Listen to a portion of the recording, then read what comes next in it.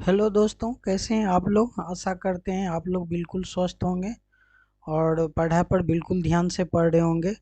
बहुत सारा मैंने एमसीक्यू का क्वेश्चन जो है आपको अपलोड किया हूँ, 20-22 वीडियो तो अपलोड कर दिए हैं।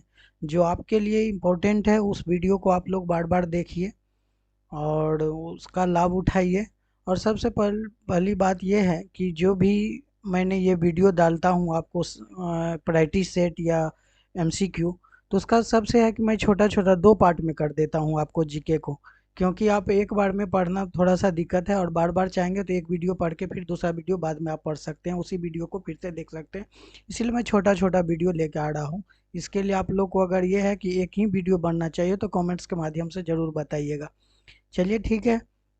तो आज मैं जो सेशन है ये आपका जो है एमसीक्यू जो लेके आए हैं, ये प्रीवियस ईयर सेट का जो है आपको जेएसएससी सीजीएल को देखते हुए और जितने भी जनरल कंपटीशन है सभी को ध्यान में रखते हुए मैंने जीके जीएस का जो है 50 सेलेक्टिव क्वेश्चन जो है लेके आए हैं, जिसमें 30 आपको जीके है और 20 जो है जीएस है। ठीक है। तो आप लोग को कैसा लगा ये बताइएगा। और अगर आप लोग को वीडियो अच्छा लगे, मेरा चैनल अभी नया है, सब्सक्राइबर थोड़ा सा नहीं बढ़ रहा, आप लोग प्यार बता दीजिए, थोड़ा सब्सक्राइब कर लीजिए, बेल आइकन को दबाइए और ताकि जो भी वीडियो लाएंगे पढ़ाई से रिलेटेड वो आपके तक पहुंच जाए और आप उसका लाभ ले सकें। क्योंकि आज के डेट में आप लोग जानते हैं कि नौकरी का कितना किल्लत है और एग्ज़ाम में क्वेश्चन कहाँ से आता है किसी को पता नहीं। तो इसीलिए आपको एग्ज़ाम फेस करना है तो थोड़ा सा पढ़ना ही होगा। तो थोड़ा ध्यान से पढ़िए। आप इस वीडियो पर बने रहिए, लास्ट तक देखते रहिए और सीखते रहिए, उसका लाभ उठाइए। चलिए तो शुरू करते हैं आज का 30 क्वेश्चन। जो पहले मैंने जीके का लिया उसका पहला क्वेश्चन है आपको कि यूरोपीय जो संघ है, यूरोपीय संघ की संयुक्त मुद्रा का क्या नाम है। चार ऑप्शन दिया हुआ है, इसमें है पाउंड, यूरो, रूबल या फ्रैंक। तो उसका सही उत्तर हो जाएगा आपको यूरोपीय संघ की मुद्रा को हम लोग क्या बोलते हैं, यूरो बोलते हैं। तो ऑप्शन बी जो है बिल्कुल सही जवाब है, इसको आप लोग याद रखेंगे। लेकिन रूबल कहाँ का है, तो रूबल जो है रूस की मुद्रा है और फ्रैंक जो है स्विट्जरलैंड की मुद्रा है, उस चीज़ को भी आप लोग याद रखेंगे। नेक्स्ट नंबर जो क्वेश्चन है दो कि दक्षिण एशियाई क्षेत्रीय संगठन जिसको हम लोग सार्क बोलते हैं, दक्षिण दक्षिण एशियाई क्षेत्रीय संगठन जो सार्क की स्थापना कब हुई। जो आपको ऑप्शन दिया हुआ है 1985, 1989, 1979 या 1992। तो ये चार सार्क का जो है ये स्थापना जो हुआ था 1985, ऑप्शन ए जो है बिल्कुल सही है। और सार्क का मुख्यालय कहाँ है, तो सार्क का मुख्यालय जो है काठमांडू में है, ये याद रखिएगा। सार्क का मुख्यालय कहाँ है, तो काठमांडू है, काठमांडू। ठीक है ना, आप लोग उसको नोट डाउन करके रख लेंगे, कभी कभी पूछ देता है कि यहाँ का जो है उसका राजधानी कहाँ, मतलब उसका मुख्यालय कहाँ है, ये पूछ देता है। और काठमांडू कहाँ की है, नेपाल की राजधानी है। ठीक है, उसको भी आप लोग नोट डाउन कर लेंगे। नेक्स्ट नंबर क्वेश्चन है कि केंद्रीय खनन मंत्रालय के अनुसार लिथियम के भंडार पहली बार किस राज्य केंद्र शासित प्रदेश में पाए गए। चार ऑप्शन दिया है, झारखंड, कर्नाटक, जम्मू और कश्मीर, छत्तीसगढ़। तो ये केंद्रीय खनन मंत्रालय के अनुसार ये जो लिथियम का भंडार है ये पहली बार किस राज्य और केंद्र शासित प्रदेश की बात हो रहा है, तो ये है आपका option number C, Jammu and Kashmir, Jammu Kashmir में है। ठीक है। और नेक्स्ट नंबर क्वेश्चन है आपको कि 2023 तक किस ग्रह के चंद्रमाओं यानी उपग्रह की संख्या अधिक है, ये पूछ रहा है। चार नाम है, बृहस्पति, शनि, मंगल और अरुण। तो इसका सही उत्तर हो जाएगा आपको ऑप्शन नंबर ए, बृहस्पति। ठीक है, चार नंबर बिल्कुल सही जवाब है। उसमें अभी बृहस्पति पर कुल चंद्रमाओं की संख्या जो है कितना है, 92 है। ठीक है, इसको आप रखेंगे। और शनि पर उससे भी अधिक है, ये भी है, जो शनि से क्या है, अधिक है, शनि से अधिक है। और बृहस्पति पर अभी कितना है, 92 है। नेक्स्ट नंबर क्वेश्चन है कि भारत में सर्वाधिक बोली जाने वाली भाषाओं में बांग्ला की स्थान क्या है, ये पूछ रहा है। ये भी बहुत इंपॉर्टेंट क्वेश्चन है, इस क्वेश्चन को आप लोग नोट डाउन कर लीजिएगा, है ना। कि भारत में जो सर्वाधिक बोले जाने वाली भाषा है बांग्ला का स्थान कहाँ पर है, ये पूछ रहा है। प्रथम, द्वितीय, तृतीय या चतुर्थ। तो उसका सही उत्तर हो जाएगा आपको क्या, द्वितीय। लेकिन प्रथम पर कौन है, तो प्रथम पर है आपका हिंदी। ठीक है, उसको आप लोग भी याद रखेंगे। प्रथम तो पूछता ही पूछता है एक ना एक, आप लोग। और तृतीय स्थान पर कौन है? तो तृतीय स्थान पर है आपका मराठी, इसको भी याद रखिए। मराठी कितना है? तृतीय स्थान पर है। और चौथे स्थान पर क्या है? तो चौथे स्थान पर है आपका तेलुगु, ये भी बता दी, लिख लीजिए। तेलुगु, ठीक है। तेलुगु जो आपको मतलब चौथे स्थान पर है। और पांचवा जो स्थान है, पांचवा स्थान पर है आपका कौन? तमिल, इसको भी याद रखिएगा। तमिल जो है पांचवें स्थान पर है, ठीक है ना। नेक्स्ट नंबर क्वेश्चन है कि रोपवे को पब्लिक ट्रांसपोर्ट के रूप में शुरू करने वाला भारत का पहला शहर कौन सा है? ये क्वेश्चन बहुत ही अच्छा है। रोपवे को पब्लिक ट्रांसपोर्ट के रूप में जो शुरू करने वाला भारत का पहला शहर कौन है? जयपुर, नैनीताल, मन्नार या वाराणसी? तो उसका सही उत्तर हो जाएगा आपको ऑप्शन नंबर डी जो है, बिल्कुल सही है, वाराणसी, ठीक है। उसको आप लोग याद रखेंगे। वो जो उत्तर प्रदेश के जो वाराणसी में जो है ये मिनिएपो कहा जाता था। जो प्रधानमंत्री जी नरेंद्र मोदी जी जो है लोकसभा संसदीय क्षेत्र में ये हाल ही में ये वाराणसी जो है ना मुंडाओ स्टेशन पर बदल करके बनारस किया था, ये याद रखिएगा, ठीक है। नेक्स्ट नंबर क्वेश्चन है कि किस स्तंभ यानी किस स्तंभ या शिलालेख के मुद्राओं को उपलब्धियों को अभिलिखित की गई जो अपनी विजय के लिए नेपोलियन ऑफ इंडिया का नाम से जाने जाते हैं? चार स्तंभ का नाम है, सूर्य स्तंभ, विजय स्तंभ, लोह स्तंभ और इलाहाबाद स्तंभ। तो उसका सही उत्तर क्या हो जाएगा? ऑप्शन नंबर डी, इलाहाबाद स्तंभ। इसको भी आप लोग याद रखेंगे, ठीक है। नेक्स्ट नंबर क्वेश्चन है कि चित्तौड़गढ़ में विजय स्तंभ जो टावर ऑफ विकेटरी किसने बनवाया था? ये पूछा। महाराणा प्रताप, राणा कुंभा, राणा सागा या कुंवर दुर्जन सिंह? तो ये चारों ऑप्शन में सही उत्तर हो जाएगा उसका option number B, Rana Kumbha ने बनवाया था, ठीक है। कौन सा? चित्तौड़गढ़ का विजय स्तंभ जिसको टावर ऑफ विक्ट्री बोलते हैं, वो किसके द्वारा बनाया गया था? राभा कुंभा के द्वारा बनाया गया था, जो मलवा के शासक महमूद खिलजी से पराजित करने के बाद। और ये विजय की स्मृति जो है चित्तौड़गढ़ में करवाया था, है ना। और ये सबसे बड़ी बात एक और है कि विजय स्तंभ को हम लोग हिंदू देव शास्त्र में क्या बोलते हैं? उसको चित्रित कोष भी कहा जाता है, इसीलिए उस शब्द को भी आप लोग याद रखेंगे।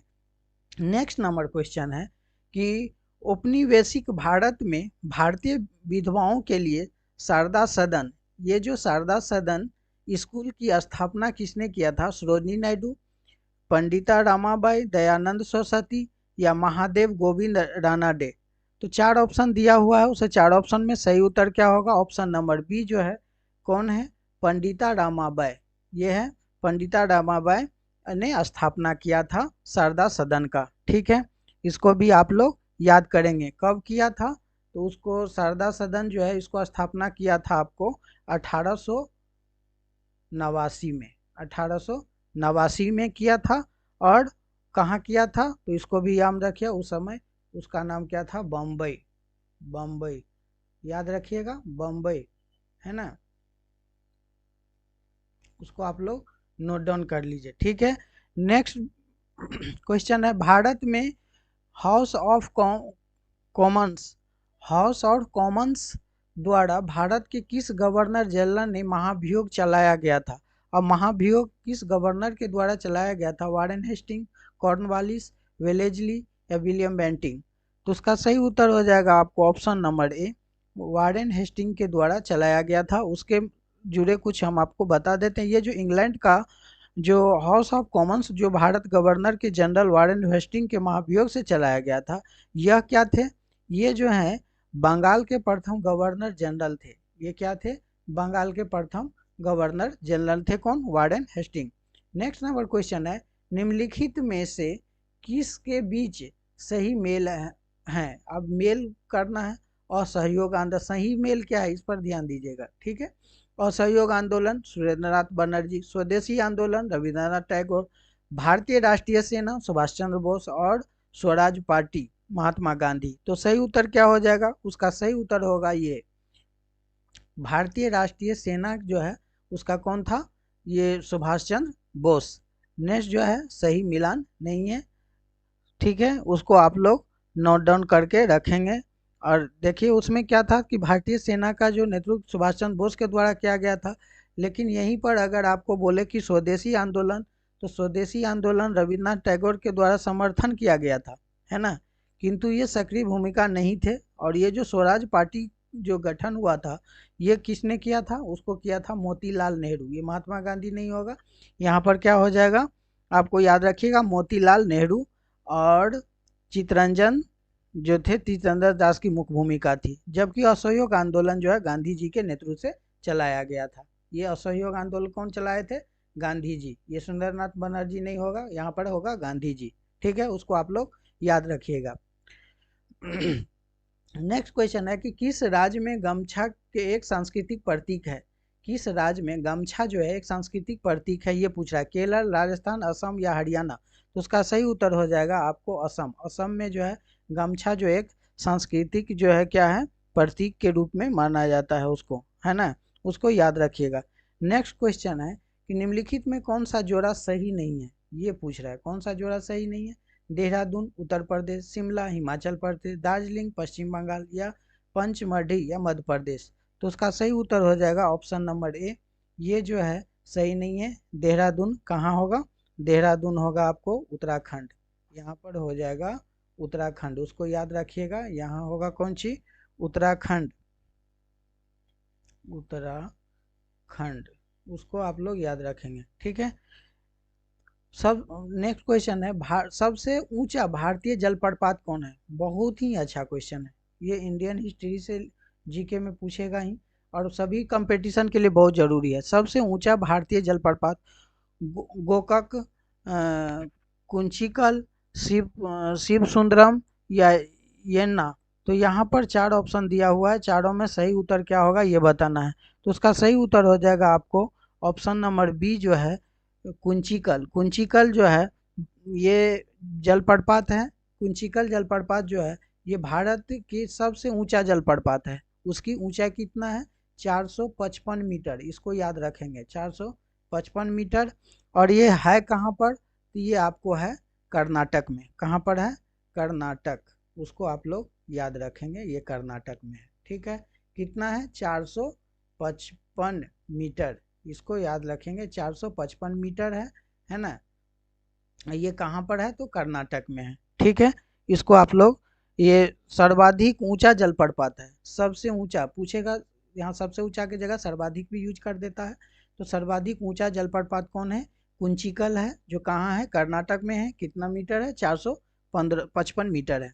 नेक्स्ट नंबर क्वेश्चन है कि क्षेत्रफल की दृष्टि से निम्नलिखित भारतीय राज्यों में से सबसे अधिक वन आच्छादन किस राज्य का है? सबसे अधिक जो वन आच्छादन होता है ये किस राज्य? अरुणाचल प्रदेश, छत्तीसगढ़, मध्य प्रदेश या उड़ीसा? तो उसका सही उत्तर हो जाएगा ऑप्शन नंबर सी, मध्य प्रदेश। एमपी, मध्य प्रदेश। ये वन संरक्षण रिपोर्ट 2021 के अनुसार जो है, ये क्षेत्रफल के हिसाब से मध्य प्रदेश देश का सबसे बड़ा वन क्षेत्र है। जो कुल जो है ये क्या होता है, वनावरण के संदर्भ में ये सर्वाधिक क्षेत्रफल वाले भारत का 5 राज्य होता है, जिसमें आपका पहला कौन है? मध्य प्रदेश। दूसरा, थोड़ा सा आपको सुन के लिखिएगा पॉज करके वीडियो को। 5 राज्य है, जिसमें पहला मध्य प्रदेश, और दूसरा अरुणाचल प्रदेश, तीसरा छत्तीसगढ़, चौथा उड़ीसा तथा महाराष्ट्र है। ठीक है, उसको आप लोग याद रखेंगे। नेक्स्ट नंबर क्वेश्चन है कि सरसों के बीज सबसे अधिक उत्पादन, यानी सरसों बीज का सबसे अधिक उत्पादन करने वाला राज्य कौन है, ये पूछ रहा है। महाराष्ट्र, राजस्थान, उत्तर प्रदेश या गुजरात? तो आप लोग पढ़े होंगे तो कमेंट्स में बताइए। उसका सही उत्तर हो जाएगा ऑप्शन नंबर बी, राजस्थान।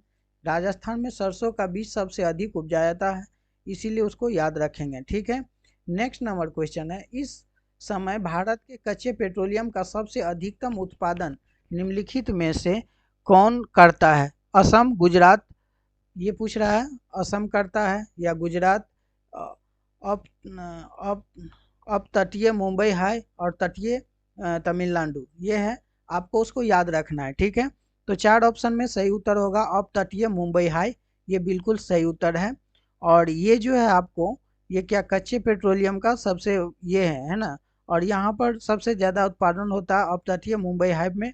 और उसके बाद कहाँ होता है? राजस्थान, गुजरात, असम, तमिलनाडु और आंध्र प्रदेश का भी ये स्थान आता है। ठीक है, वो सभी याद रखिएगा। उसके बाद आता है किसका? गुजरात का।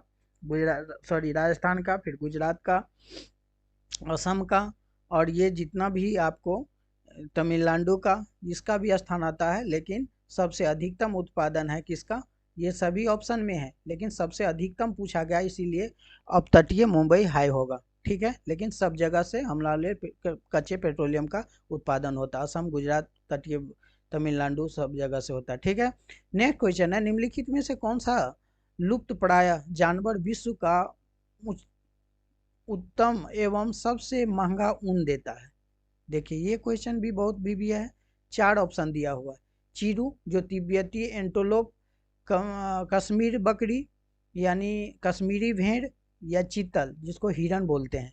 तो उसका सही उत्तर क्या हो जाएगा, ऑप्शन नंबर ए चीरू, जो तिब्बत में होता है और उसको एंटोपोल बोलते हैं, तिब्बती एंटोपोल भी बोला जाता है उसको, चीरू को। और है ना, ये विश्व का प्रथम और सबसे महंगा ऊन देता है, इसको याद रखिएगा। विश्व का प्रथम और महंगा ऊन देता है। और ये तिब्बत पठार के रहने वाले प्राणी थे, और हाल ही के ये वर्षों में वे शिकार के कारण लुप्त प्राय हो गए। अभी जो है नहीं है, ये शिकार करके लोग उसको क्या कर दिए, लुप्त प्राय हो गया, वो अभी नहीं दिखेगा आपको।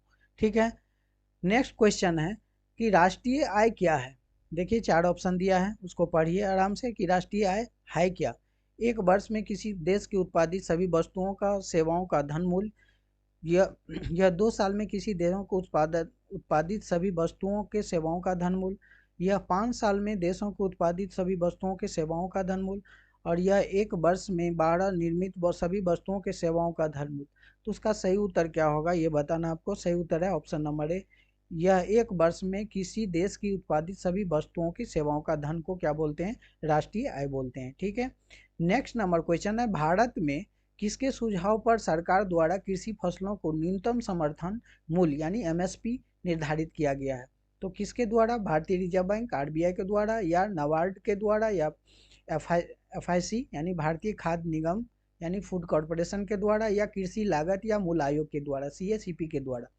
तो ये यहाँ पर ऑप्शन हो जाएगा आपको ऑप्शन नंबर डी, ये जो है सीएसीपी के द्वारा यानी कृषि लागत और मूल्य आयोग के द्वारा, ये सुझाव द्वारा कृषि फसलों का जो न्यूनतम समर्थन निर्धारित किया गया है। ठीक है, नेक्स्ट क्वेश्चन है कि भारत में ये जो है फेरा की स्थान ले लिया है। अब बताइए कि फेरा का स्थान किसने लिया है, ये पूछ रहा है।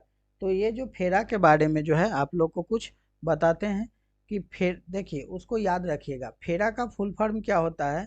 फेरा का फुल होता है फॉरेन एक्सचेंज रेगुलेशन एक्ट। ये इसका जो फेरा का क्या होता है, फेरा, उसको याद रखिएगा। उसके फेरा के बारे में कुछ आपको बताते हैं। ये जो है ना, फेरा जो है कब 1973 में भारत के संसद में पारित हुआ था, है ना। लेकिन ये अधिनियम लागू कब हुआ, 1 जनवरी 1974 को, उसको याद रखेंगे। अब ये चला कब तक, ये चला 1998 तक, 1998 तक चला। उसके बाद क्या हुआ आपको कि ये भारत का जो प्रधानमंत्री थे वाजपेयी जी, उसको क्या किए कि फेरा को मतलब बंद कर दिए। और फेरा के स्थान पर आया कौन, ये आया आपको ऑप्शन नंबर ए फेमा, है ना। ये फेमा जो है कब आया, ये भारत के जो फेमा जो है आपको, ये संसद में तो पारित हो गया कब, 1999 में। भारत के संसद द्वारा जो पारित किया गया कब, 1999, 98 में बंद हुआ, 99 में पारित हुआ। लेकिन मूलतः लागू कब हुआ, तो लागू हुआ आपको 1 जून 2000 को। उसको आप लोग नोट डाउन कर लेंगे और याद रखेंगे। ठीक है, फेरा का तो मतलब फेरा का फुल फॉर्म तो समझ गए, फॉरेन एक्सचेंज रेगुलेशन एक्ट। और फेमा का होता है फॉरेन एक्सचेंज मैनेजमेंट एक्ट, उसको आप लोग याद रखेंगे। पूछेगा वो कहाँ कब हुआ, तो वो 73 में भारत संसद में पारित हुआ था, और 74 में क्या हुआ था, उसको लागू किया गया। 98 तक चला था, वाजपेयी के सरकार में उसको बंद कर दिया गया। 1999 में भारत के संसद में फिर फेमा आ गया, और फेमा जो अभी भी चल रहा है, अभी जो है वर्तमान में फेमा पर ही हमारे भारत में चल रहा है। और ये जो लागू हुआ 1 जून, कब हुआ, 1 जून 2000 को ये लागू हुआ था। और अभी भी वर्तमान में फेमा ही हम लोग का है, जो जिसको क्या बोलते हैं, फॉरेन एक्सचेंज मैनेजमेंट एक्ट, है ना। ठीक है, और वो अभी वर्तमान में देश में अभी यही हमारे यहाँ एक्टिव है। फेमा क्या होता है कि एक विदेशी मुद्रा पर कड़े नियमों को हटाने और विदेशी मुद्राओं को भुगतान करने की व्यवस्थित प्रबंधन को बढ़ावा देने के लिए जो अधिनियम किया गया था, उसका मुख्य उद्देश्य विदेशों के मुद्रा का लेन देन का प्रबंधन करना था, है ना। तो विदेशी मुद्राओं का लेन देन का भी जो प्रबंधन है फेमा के द्वारा किया जाता है। कहता भारत में पंचवर्षीय योजना का प्रारूप का अनुमोदन किया गया था। तो भारत में पंचवर्षीय योजना का जो अनुमोदन किया गया था किसके द्वारा किया गया था, ये पूछ रहा है। तो भारतीय जो अनुमोदन किया गया था एनडीसी के द्वारा किया गया था, जिसको क्या बोलते हैं, राष्ट्रीय विकास परिषद। किसके द्वारा, राष्ट्रीय विकास परिषद के द्वारा किया गया था, है ना। उस समय किया गया था, किया गया है, किसके द्वारा किया गया था, राष्ट्रीय विकास परिषद के द्वारा किया गया था। लेकिन अभी हम लोग को वर्तमान में जो है, अभी वर्तमान में ये पंचवर्षीय योजना से संबंधित जो भी संस्था है उसको हम लोग बोलते हैं योजना आयोग। अभी जो वर्तमान में है ये योजना आयोग के तहत होता है, ठीक है। नेक्स्ट नंबर क्वेश्चन है, संविधान के निर्माताओं के मनोभाव और आदर्श प्रतिबिंब होते हैं जो मूल अधिकारों में, चार ऑप्शन है, मूल अधिकार में, राजनीति निर्देशक सिद्धांतों में, उद्देशिकाओं में या मूल कर्तव्यों में। तो संविधान के निर्माताओं के मनोभावों और आदर्शों का जो प्रतिबिंब होता है ये होता है आपको उद्देशिकाओं में। किसमें होता है, उद्देशिकाओं में होता है, ठीक है।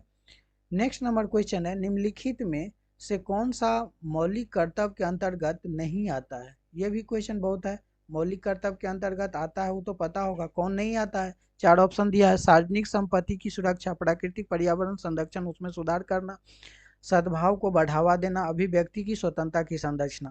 तो ये जो है ऑप्शन नंबर जो है डी है, ये जो है मूल कर्तव्य में नहीं आता है कि अभिव्यक्ति को स्वतंत्रता का संरक्षण, ये नहीं आता है। ये जो है ये अनुच्छेद 19 में वर्णित है जो मूल अधिकारों के अंतर्गत है। ये किसके है, मूल अधिकारों के अंतर्गत अनुच्छेद 19 में, जबकि शेष विकल्प मौलिक जो कर्तव्य है उसके अंतर्गत आते हैं। नेक्स्ट नंबर बी जो क्वेश्चन है, राष्ट्रपति का अध्यादेश कितनी अवधि के लिए लागू रहता है, ये पूछ रहा है। 3 महीने, 6 महीने, 9 महीने या अनिश्चित काल के लिए। तो उसका सही उत्तर हो जाएगा आपको, ये 6 महीने के लिए लागू रहता है, ठीक है।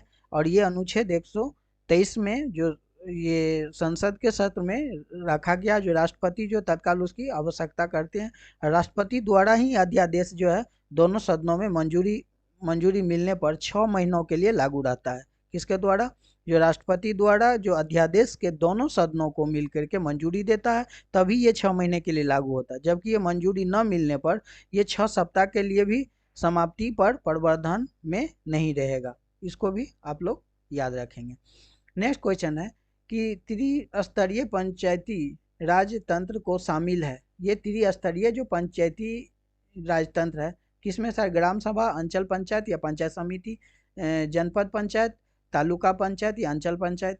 सी में ग्राम पंचायत, ब्लॉक एवं पंचायत समिति, जिला परिषद, ग्राम पंचायत, पंचायत या जिला परिषद। ये त्रिस्तरीय जो पंचायती है ये किस में शामिल है, तो ये शामिल है ग्राम पंचायत, ब्लॉक तथा पंचायत समिति और जिला परिषद।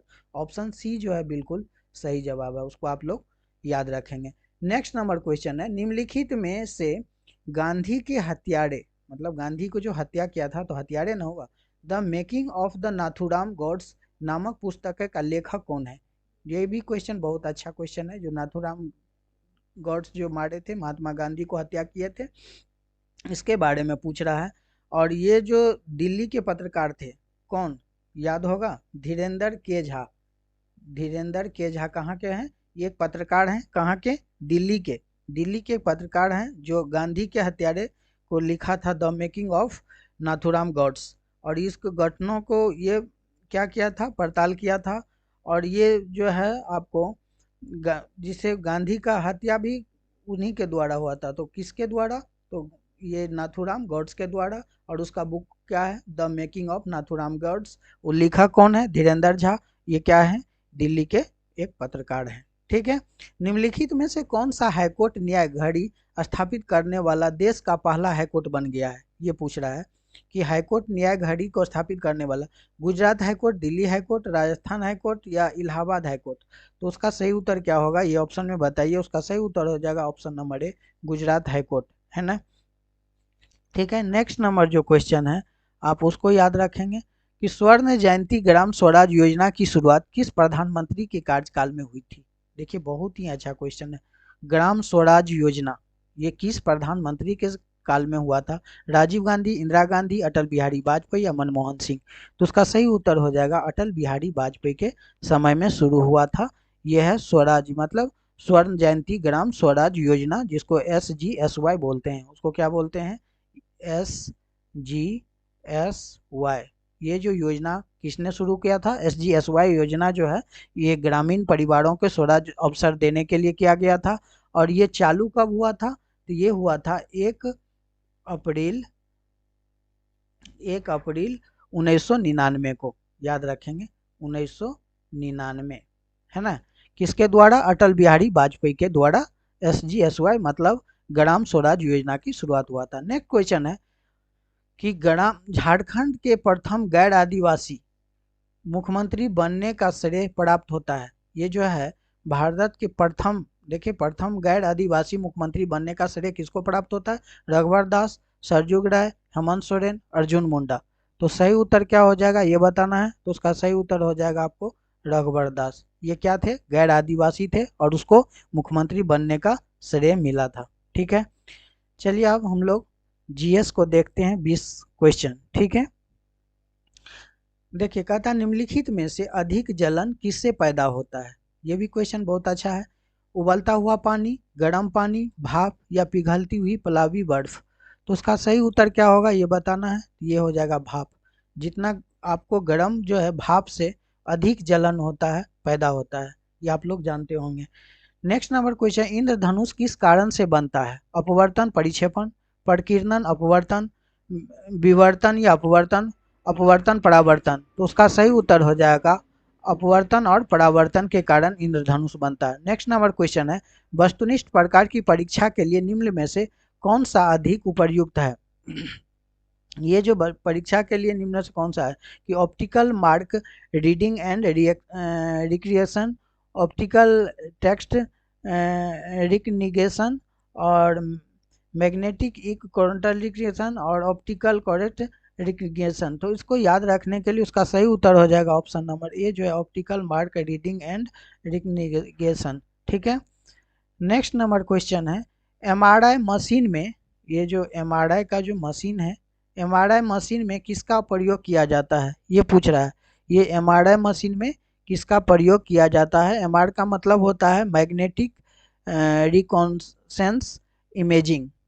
यहाँ है मैग्नेटिक रिसोनेंस और इमेजिंग, यानी चुंबकीय जो करता है ना, ये प्रतिबिंब के द्वारा एक चिकित्सीय युक्त होता है जो चुंबकीय तरंगों की सहायता से शरीर के अंदर जो विस्तृत छवियों का उत्पादन करता है, इसको MRI बोलते हैं। अभी देखते हैं कि ज़्यादातर MRI ही करवाता है डॉक्टर, क्योंकि उसको इसमें स्पष्ट रूप से सब कुछ दिखाई देता है, जिसको क्या बोलते हैं? ध्वनि तरंग, एक्स किरणें, परावर्तित तरंगें या चुंबकीय तरंगें। तो उसका सही उत्तर क्या होगा ये आप लोग को बताना है। तो सही उत्तर है उसका ऑप्शन नंबर डी, चुंबकीय तरंग होता है MRI में। ठीक है, नेक्स्ट नंबर क्वेश्चन, अधिक द्रव्यमान वाली एक क्रिकेट बॉल को एक टेनिस बॉल के समान बैग के फेंका जाता है। यदि उन्हें रोका जाए तो क्रिकेट बॉल के लिए निम्नलिखित में से किसकी आवश्यकता होगी? अधिक बल की, कम बल की, समान बल की या अपरिमित बल का? तो उसका सही उत्तर हो जाएगा आपको ऑप्शन नंबर ए, अधिक बल की आवश्यकता होगी। ठीक है, बोलता है सिलिकॉन क्या है? एक अर्धचालक है या विद्युत रोधक है, कुचालक है या चालक है?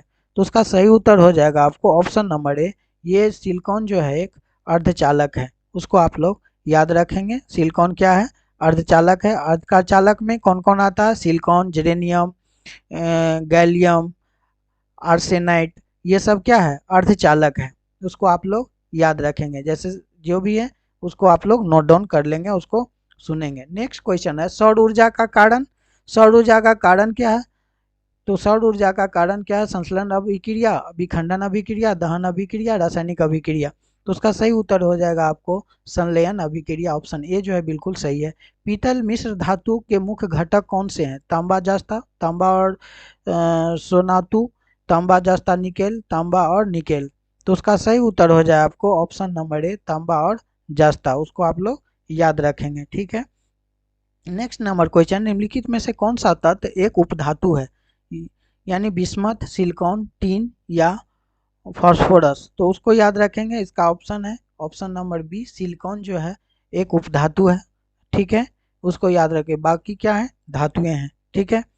नेक्स्ट नंबर क्वेश्चन है कि अपमार्जक, हाँ, अपमार्जक जो है जिसको अपमार्जक पृष्ठ को किस सिद्धांत पर साफ करते हैं। ये जो अपमार्जक होता है जिसको क्या बोलते हैं, डिटर्जेंट, जो किस पृष्ठ के सिद्धांत पर करता है, श्यानता, पृष्ठ तनाव, प्रत्यास्था या पलवन। तो उसका सही उत्तर हो जाएगा ऑप्शन नंबर बी, पृष्ठ तनाव, ठीक है। नेक्स्ट नंबर क्वेश्चन है, निम्नलिखित में से कौन सा प्राकृतिक बहुलक है। चार ऑप्शन दिया हुआ है, बेकेलाइट, सेलुलोज, पीवीसी या नेलॉन।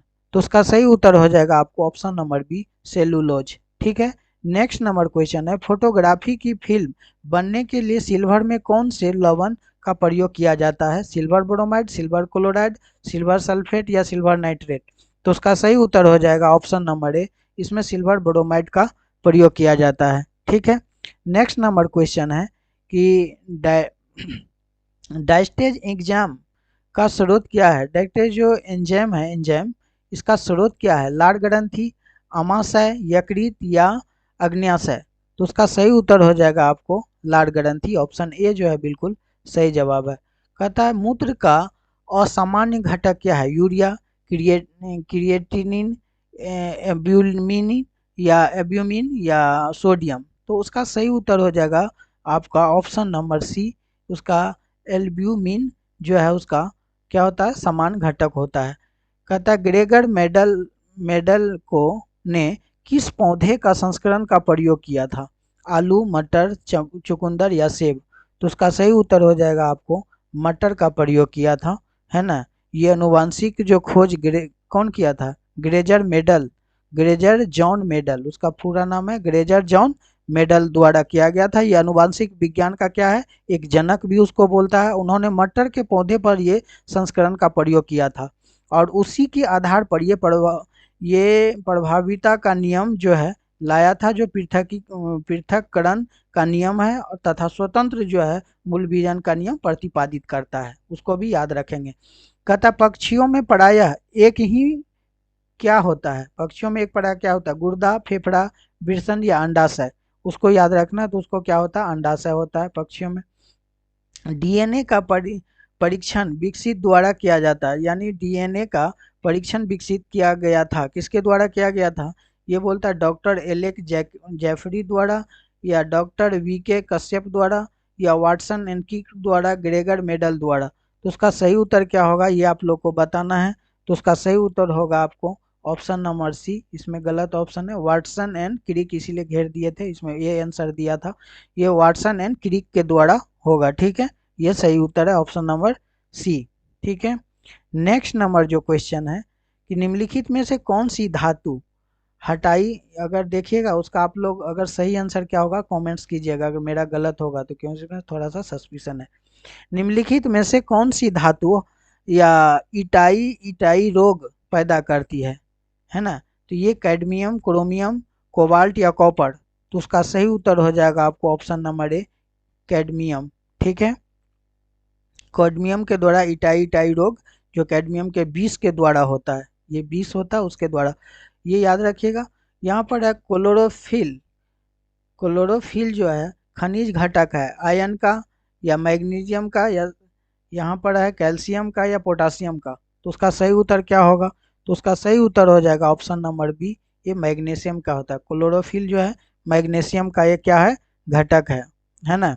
उसको याद रखें, क्लोरोफिल हमें सभी हरे पौधों में, शैवालों और इसमें पाया जाता है, जितना भी हरा पौधा है सभी में सैनो ये बैक्टीरिया में पाया जाने वाला एक हरे रंग का वर्णक होता है, जो खनिज में क्या है, एक मैग्नीशियम का काम करता है, ठीक है।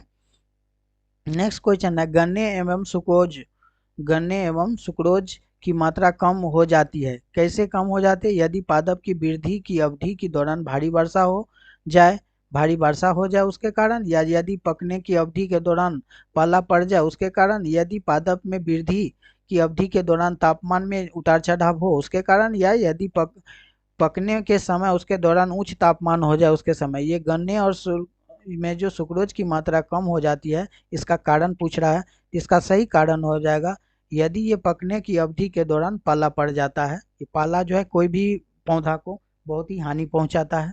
पाला मतलब कुहासा, ठीक है, उस चीज़ को आप लोग याद रखेंगे।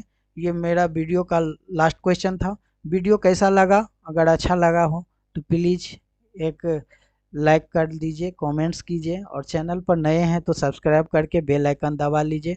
जो सब्सक्राइब कर चुके हैं दोस्तों के साथ शेयर कीजिए।